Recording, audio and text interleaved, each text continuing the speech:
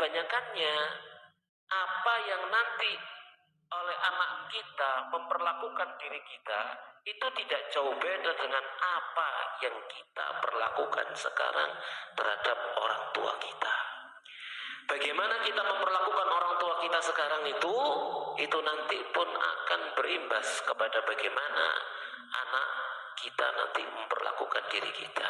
Kenapa? Karena anak itu belajar dari kita. Ya, ada sebuah kisah seperti ini, kisah suami istri. Suami istri ini sudah memiliki anak-anak. Anak-anak mereka mondok. Suami ini dan istrinya dua-duanya sama-sama bekerja. Dua-duanya bekerja di perusahaan swasta. Mereka punya ibu, ya, si suami ini punya ibu yang sudah sepuh. Awal-awalnya tinggal bersama kedua kakaknya yang putri. Tapi kemudian saat sang ibu itu sehat, ya, bersama dengan mereka senang dengan ibunya tinggal bersama dengan mereka. Ono puri ini soalnya kayak ngomong putu nih, kan gitu biasanya. Ono puri ini tinggal di rumah bu saat ibunya sehat, gitu ya, gak sakit, tinggal di rumah bu, gitu ya. Ya, karena dia kerja, suaminya kerja, akhirnya di rumah anaknya sama bayi ngomong.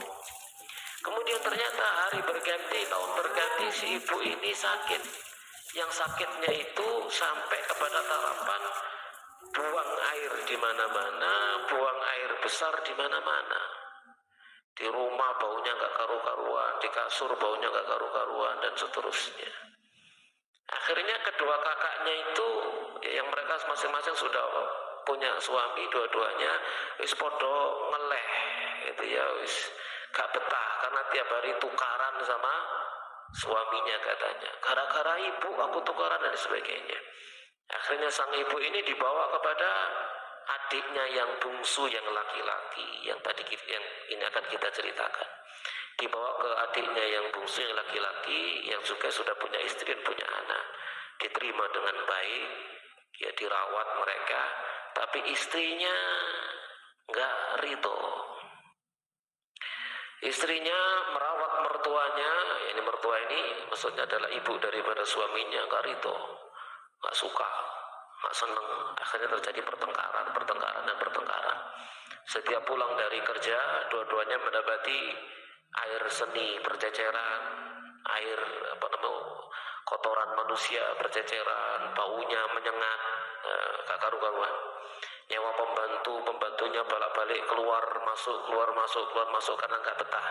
Di samping sudah sakit seperti itu, ibunya ini tipenya tipe nyocotan, ya. Tipe nyocot, gak cocok wilokno, gak cocok dilokno, kan gitu ya, sudah sepuh itu. Akhirnya gak ada yang kerasan, gak ada yang betah. Kemudian terjadi pertengkaran hebat. Lalu kemudian suaminya berkata, istriku, ya, kamu jangan bikin keputusan yang berat, ya, jangan suruh aku memilih antara aku dengan dirimu. Ibuku itu ibuku yang melahirkan aku, yang dia sudah menjanda lama untuk membiayai kami. Ya, bapak meninggal, kemudian beliau menjanda membiayai kami sampai aku sekarang bisa kuliah, kemudian aku bisa bekerja dan menempati pekerjaanku yang enak seperti ini. Dia ibuku dan kamu adalah ibu anak-anakku. Jangan kamu buat keputusan yang mengharuskan aku untuk memilih mana yang gue pilih antara dia dengan kamu. Singkat cerita, tatkala suaminya ngomong seperti itu, lalu sang istri luluh hatinya, kemudian dia berbesar hati, berharap ridho Allah, ya, untuk berbakti kepada suaminya dengan membantu suaminya untuk berbakti kepada orang tua, melayani mertuanya. Ya, sejak itu, ya, si istri ini kemudian berkhidmah melayani ibu mertuanya itu dengan sepenuh hati, dengan riang gembira, senang, dengan riang gembira. Bahkan bercanda dengan suaminya, ayo nanti kalau pulang ke rumah kita bertaruh, ibu nanti buang air atau enggak, gitu ya. Kalau didapati buang air, mereka tertawa-tawa, gitu ya. Jadi senang. Jadi sudah tidak ada perasaan berat lagi di dalam merawat orang tua, karena sudah sadar ini bagian dari berbakti kepada orang tua, gitu ya. Yang kemudian Allah mendatangkan keberkahannya diantaranya saudara-saudara yang dulu gak suka, akhirnya mereka selalu mengirimkan uang dalam jumlah besar untuk bantu mereka. Ya, kemudian saudara-saudaranya si istri ini tadi di kampung yang dulu dia selalu membiayai mereka sekolah, mereka mendapatkan beasiswa sehingga tidak perlu lagi dikirimi uang. Ibunya sendiri, ibu kandungnya si istri ini di rumah selalu dalam keadaan sehat dan seterusnya. Ya, nah yang ingin kita ceritakan di sini komentar daripada putranya, gitu ya. Komentar dari putranya apa? Si sulung yang dia mondok, putranya pulang, ya dia melihat ibunya seperti itu dalam merawat mertuanya, maka dia berkata, nanti kalau aku menikah, aku pengen seorang istri seperti mama, gitu ya. Yang mama itu rela untuk merawat nenek. Aku pengen punya istri seperti mama, agar istriku nanti itu rela mau merawat mamaku seperti itu. Ya.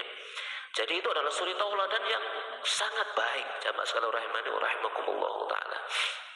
Jadi kalau kita ingin anak-anak kita menjadi anak-anak yang berbakti pada orang tua, ya kita jadikan diri kita sebagai anak-anak yang berbakti pada orang tua kita.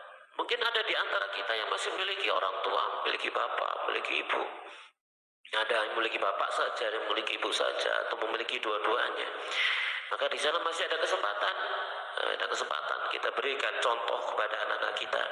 Bagaimana sih sebenarnya sikap seorang anak kepada orang tuanya? Dikasih contoh, ya diberikan contoh suri tauladan yang terbaik. Dengan harapan apa? Agar mereka menjadi anak-anak yang soleh dan solehah yang berbakti kepada kedua orang tuanya.